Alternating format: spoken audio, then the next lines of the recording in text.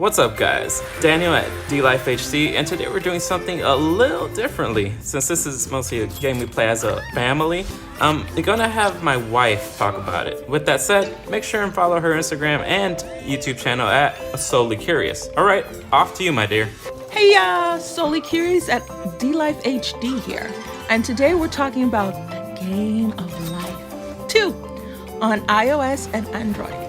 There has been numerous changes to this one from the previous version, so we thought we would definitely worth talking about it. So with all that said, is this game worth the upgrade? Stay tuned and let's find out. First, let's talk about the main differences between this latest version of the game and the first version. You can now choose to either be male, female, or non-binary, and you now have the option to pick who you want to marry. You also now have more than one way to win. It's not just about getting the most money, you can also win in two ways. Having the most money or having the most life tiles based on love, knowledge, and wealth. And both of them are interchangeable. You also now have updated careers like vlogger, film director, robotics engineer, and much more. You have a ton more options on the houses that you buy, and you can choose how to retire. Whether that's retiring with a pension, or whether you choose to accomplish your bucket list. Lastly, you can now choose to have pets, and they have more options on what type of vehicle you can drive. With that out of the way, let's talk about what we like about the game. The graphics are really nice and the environments are more lively than they were before. You have a choice between the classic world and you can unlock the Fairy Tale Kingdom world for $4.99. They also now do more animated sequences throughout the game. For instance, when you buy a house, you now get to see your character going into it and living in it. With that said, they now give you way more options to choose from when it comes to the type of house that you want to buy. When it comes to selling your house, you now get to pick between several cards that are in envelopes, and depending on which card you choose, it decides how much value you get back. So you can get the maximum, or you can get just a little bit up more than what you paid for. The game of play is great as always. You go through a game of life and you either win or lose based on the decision you make.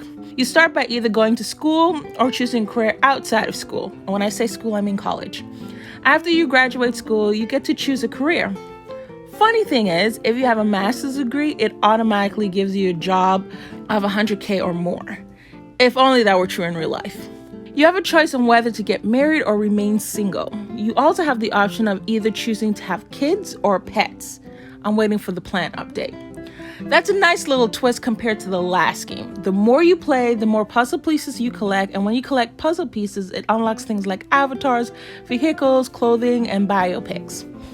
When it comes to the money aspect of the game, it's cool that if you run out of money and your account goes negative, they give you a loan, and you either have the opportunity to pay back quickly, or you wait till the end of the game to pay it back in full. When winning prizes, it's nice that more people now get the chance to win. They disperse the money based on how close you were from first place to second, third, and so forth. When it comes to online play, I feel like they're really expanded with this game, because when you play online with other players, you can now choose how many you want to play with by pressing the ready button when there's one person in the room or 4 people. If you want a shorter game, choose to play with just one person. If you want to play a longer game, definitely wait until all 4 people are in the room before you press that ready button. Now let's talk about what we didn't like about the game, or how we would improve it. One of our biggest grievances is more than one person can have the same job. It takes away some of the competitiveness of the game. But on the other hand, it gives it more of an even playing field. But who wants that? On the last game, it used to give you surprise twins or triplets, and you have to worry about sending them all to college.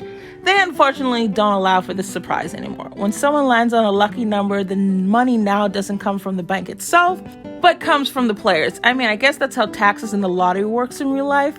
I also don't really understand how the taxation process works in the game.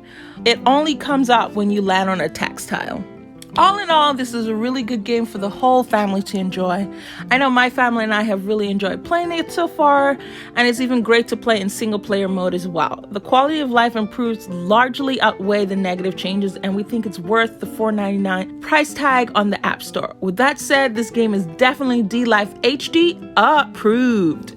All right, guys, thanks for watching. Let us know your thoughts on this game or any other game you're playing in the comments below. We love talking to you guys. You can also talk to us even more in our Discord server. Info will be in the video description. Remember to like and subscribe for more videos like this. Lastly, check out our Twitter account for gameplay of the latest releases. But most importantly, remember to always stay one up.